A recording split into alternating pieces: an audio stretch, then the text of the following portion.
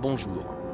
Peu importe à quel point vous pensez être logique et rationnel, il y a probablement au moins une place dans ce monde où vous ne voudriez jamais vous aventurer. Voici quelques-unes d'entre elles. Le bidonville des singes masqués. C'est le Kampong Monnier, le village des singes. Un infâme bidonville à Jakarta où les gens entraînent des macaques à porter des vêtements d'enfants et des masques de poupées pour quêter de l'argent dans les rues. Les performances, appelées Topen Monnier masque du singe, sont en fait une vieille tradition indonésienne remontant les siècles. Mais ce n'est que depuis récemment qu'ils ont commencé à ressembler aux ennemis finaux des jeux vidéo d'horreur japonais. Quelques années plus tôt, le gouvernement indonésien a pris des mesures pour éradiquer les spectacles de singes parce qu'ils sont évidemment radicalement inhumains, autant pour les singes que pour l'humanité en général. Mais ils existent encore aujourd'hui, ils sont simplement clandestins.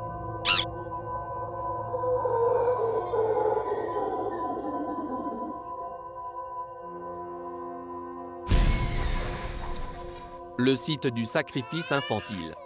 Le sanctuaire de Tofé, en Tunisie, est une caverne hôtel et cimetière fermé où plus de 20 000 urnes enterrées datent du 4e siècle avant Jésus-Christ et dont la plupart de celles-ci contiennent les cendres d'enfants pas plus âgés que 4 ans.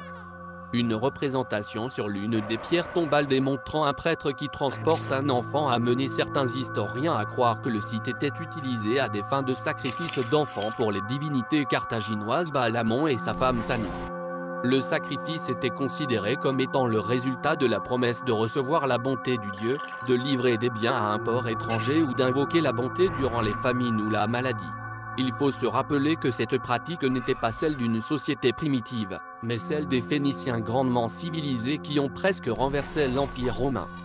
Cette terrifiante hypothèse est corroborée par les contes des anciens Grecs et Romains qui alléguaient que les Carthaginois sacrifiaient leurs jeunes en les brûlant vivants en plaçant l'enfant, les bras écartés, sur une idole, et avec le mouvement des membres, l'enfant tombait dans un feu ardent jusqu'à la mort.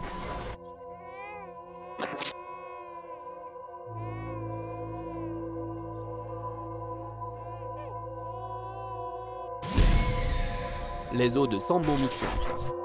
Situé en Tanzanie, le lac Natron prend son nom du type de sel abondant dans ses eaux. Cette description techniquement vraie néglige complètement la partie la plus horrifiante de l'histoire, le fait que ces eaux momifient des centaines d'animaux chaque année. Le lac Serein Natron est létal pour pratiquement toute forme de vie, excepté certaines espèces de poissons extrémophiles. Tout autre animal qui vient en contact avec le natron ou s'évapore pendant trop longtemps en meurt, dû au niveau incroyable de sodium du lac le faisant presque aussi corrosif que l'ammoniac. De par son alcalinité et sa température allant jusqu'à 60 degrés Celsius, le lac assèche et calcifie les carcasses d'animaux, les préservant éternellement comme des statues de chair desséchées via le même procédé utilisé par l'Égypte ancienne pour créer les momies. En fait, ces animaux ne sont pas momifiés instantanément. Le photographe a posé les animaux de sorte à ce qu'ils aient l'air calcifiés sur le champ, ce qui n'est pas le cas en réalité.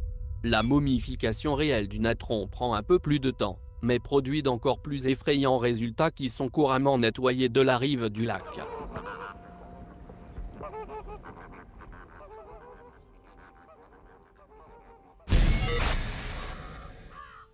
La ville du cimetière démuni. Dans la ville du Guatemala, la congestion urbaine et le taux anormalement élevé de décès a nécessité un nouveau type de cimetière. Sans aucune place pour construire alentour, les cryptes sont construites verticalement et empilées les unes sur les autres. Comme tout bon bidonville, cette ville des morts est une cacophonie d'activités.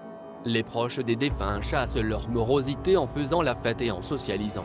Des groupes locaux jouent de la musique guatémalienne de deuil pendant que les proches dansent entre les piles de tombes. En fait, ça sonne relativement bien. La terreur se trouve dans l'accord de location. Les familles du défunt doivent payer un loyer. Les 6 premières années suivant l'enterrement sont gratuites. Mais par après, ils sont chargés 24 $ à tous les 4 ans. Ceux incapables de payer voient la tombe de leurs proches marquée avec de la peinture rouge. Le corps est retiré, en sachet, et jeté sans cérémonie, en masse, dans de grandes fosses communes. Les corps retirés des cryptes supérieures sont souvent momifiés puisqu'ils ont été plus exposés à la lumière du jour et aux conditions sèches en plus d'être gardés hors de l'humidité du sol. Et toute cette horreur se produit à tous les matins.